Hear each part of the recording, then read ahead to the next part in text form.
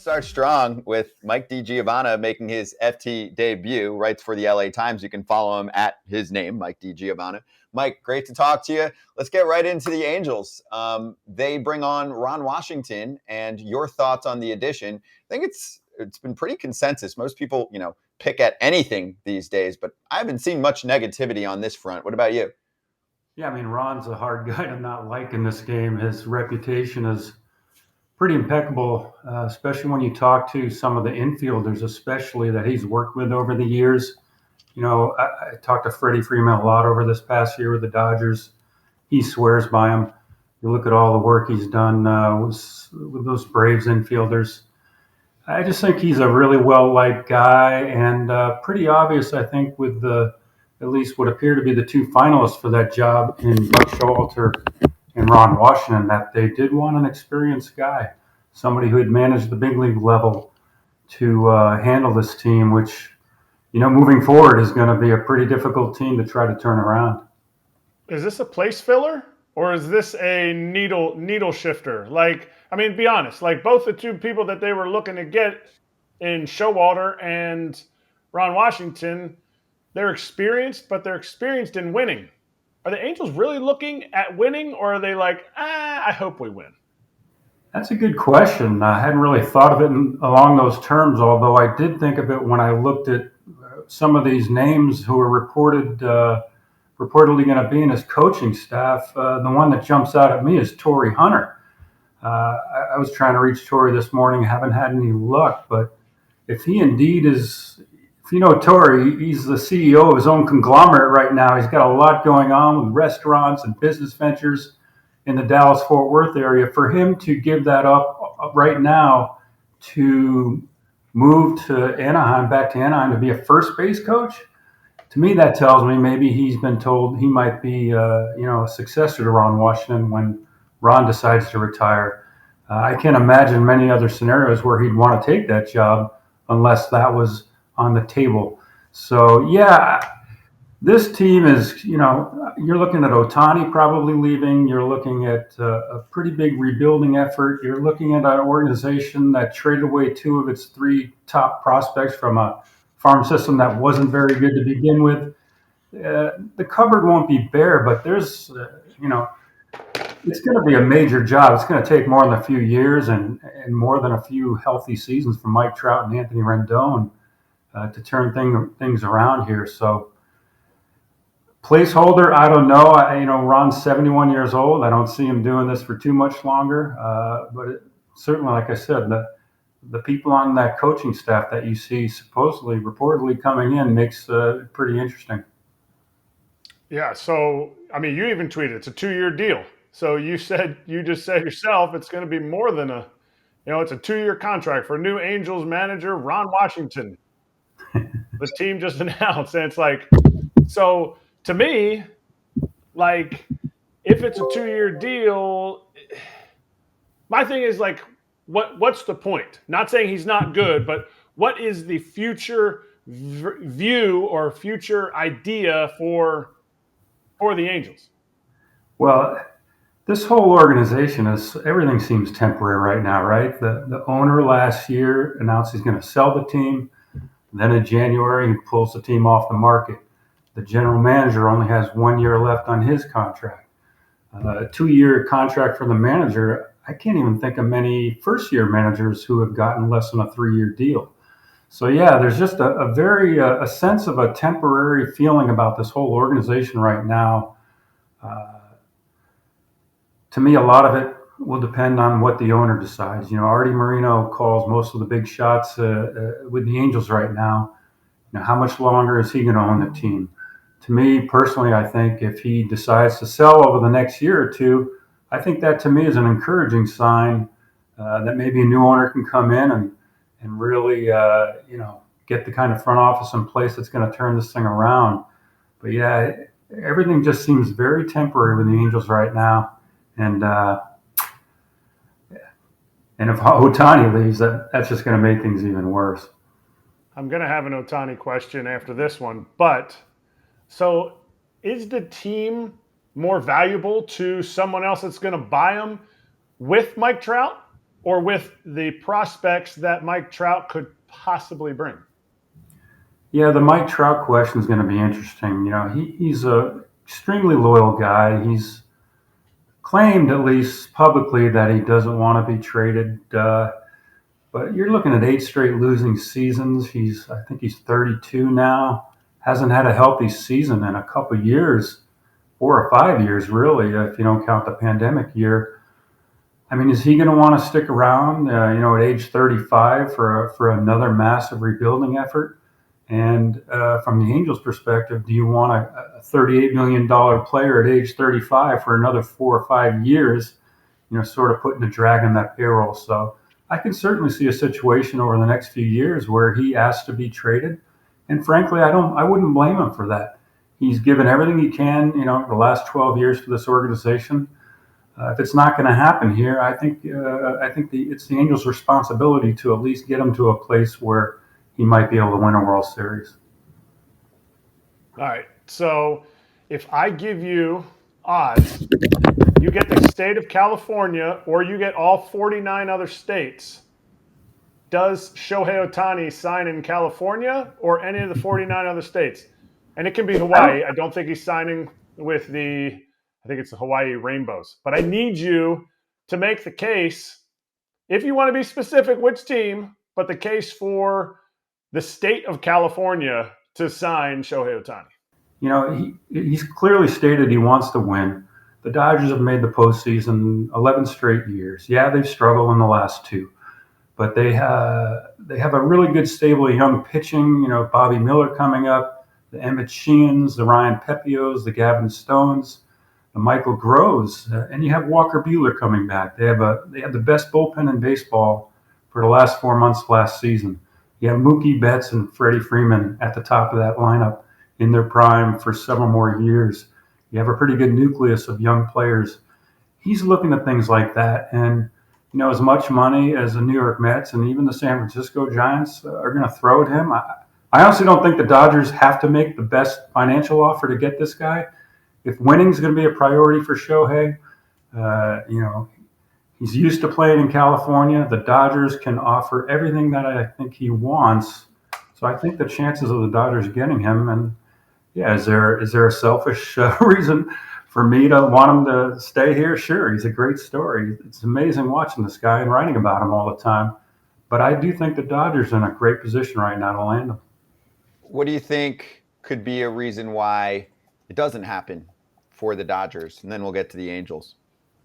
That's a tough one. I can't see any just things that's jumping out at me as that would eliminate the Dodgers. You know how it is with the players. There's certainly a pressure on guys like Ohtani to set the market, so to speak, when it comes to the financial part of a deal. I do think other teams are going to offer him more money. I mean, if Steve Cohen wants this guy, the Mets are going to throw the bank at him. And the Giants have had, they've tried to get Aaron Judge, Carlos Correa these last few years. I think they're sitting on a pile of cash as well. And the only one little wild card team, and I've started to hear rumblings about this, is a team like the Texas Rangers. Look at what they did last year, and you look at the talent they have on that team, and that's returning to that team. I don't know if they can afford another contract like Ohtani's with all the big money guys they have there, but you could make an argument that if you want to win, the Rangers are a pretty good team to go to right now.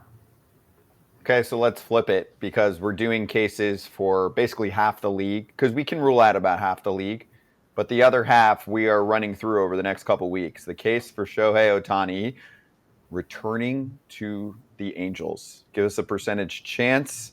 Give us any insight and reasoning for why, I guess aside from comfort and knowing what you're working with, he would return to the same ball club. I don't want to say a 0% chance, but I don't think it's going to be much higher than 5, maybe 10% at the most. Listen, he's been here 6 years. He's seen the turmoil this team has been dealing with over the last few years. I think he's played for 4 different managers. He's on a second general manager. Even though I think if Artie Moreno sells a team, I look at that as a net positive. He doesn't know who's going to own the team moving forward.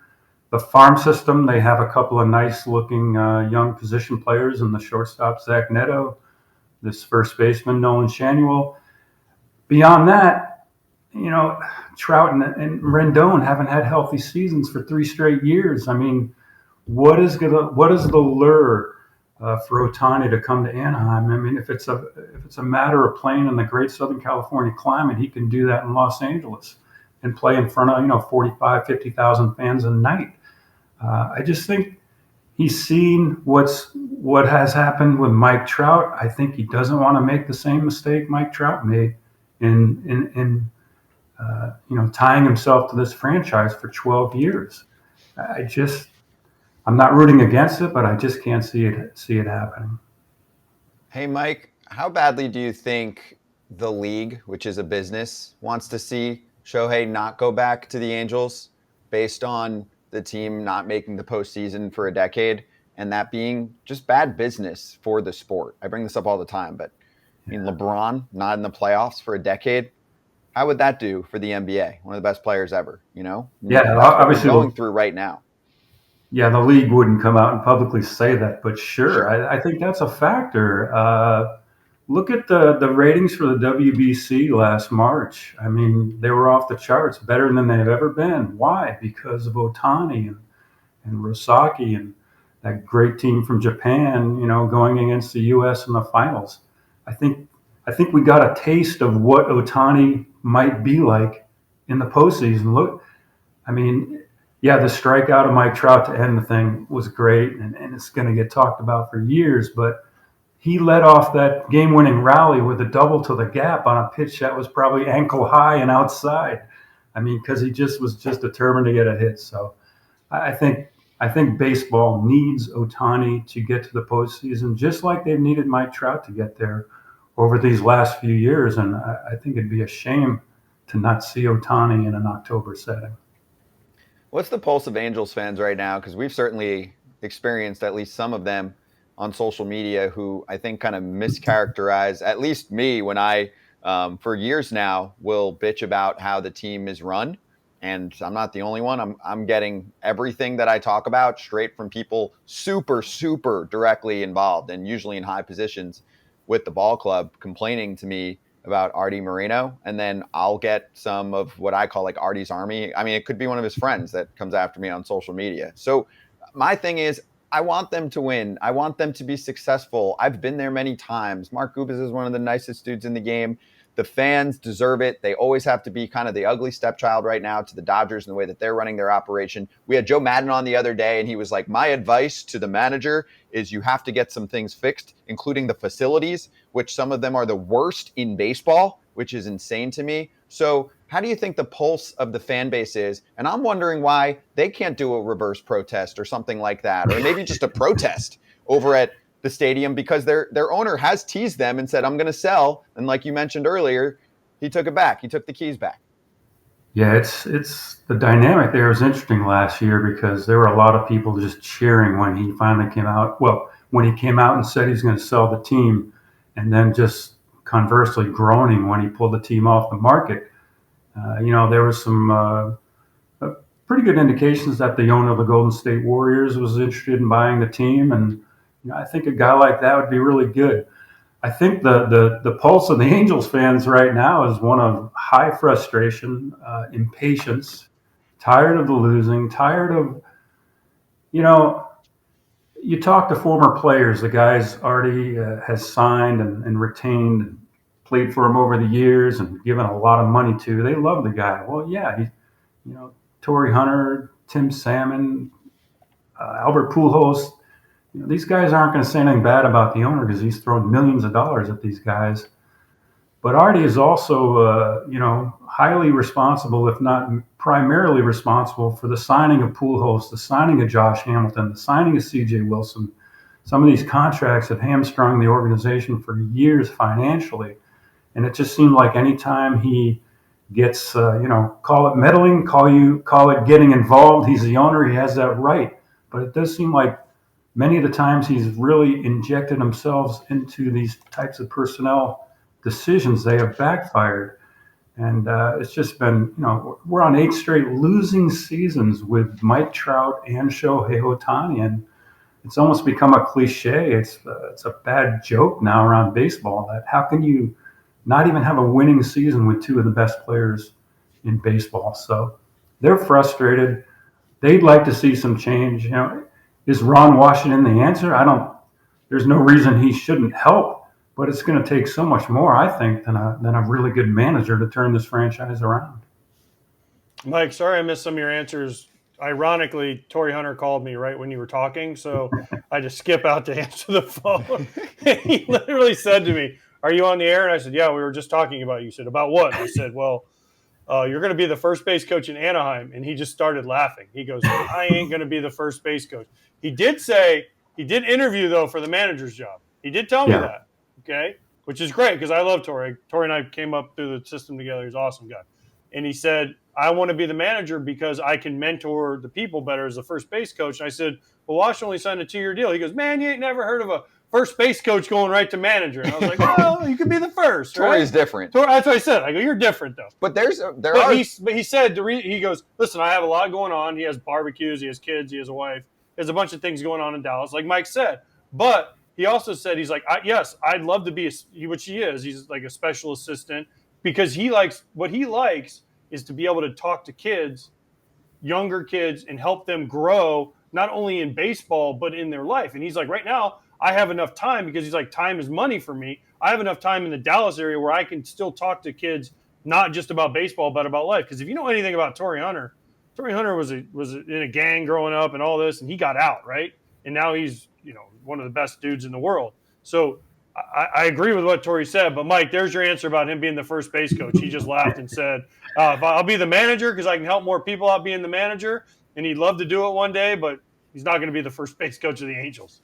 Yeah, Torrey is also a grandfather of 5 now, too, so he's got that going on. And having become a grandpa recently, I know how that goes. And, I don't think any of those reports were confirmed, and that's why I was obviously trying to reach out to him. But Torrey is probably the one guy, maybe personality-wise. You talk about a guy commanding a presence. My goodness, Torrey Hunter will get your attention. And, a guy like him, that's why I thought a guy like Darren Erstad even might have been really good with the Angels right now. But, yeah, I think if there's a profile or a type of guy who could go from, having played a couple years ago, never managed at any level, and could probably do it, I would think Torrey Hunter would be the guy.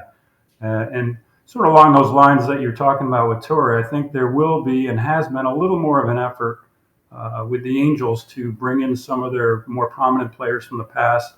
We saw Tim Salmon and Chuck Finley on the field in uniform as guest coaches the last month of the season. They need to bring in some more of these guys that were here, that were winning, all those divisions they won from 2002 to 2009, the pennants they won, the World Series they won. They need to bring back some of that mentality, some of that presence, some of that fire, the David Ecksteins, the Troy Glosses, the Darren Erstads, the Salmons, the Garrett Andersons. All those guys are part of something really big here for a long time. And they've just gotten so far away from that right now that there are a lot of kids who haven't really experienced that in Orange County, and that's a shame. Mike, great to talk to you. This was all really good stuff. Obviously, it's trying times for Angels fans. We'll see if it gets a little bit better. Enjoy your off season. All right. Thanks, guys. It was a pleasure. Appreciate you. Thanks for coming on. Mike DiGiovanna,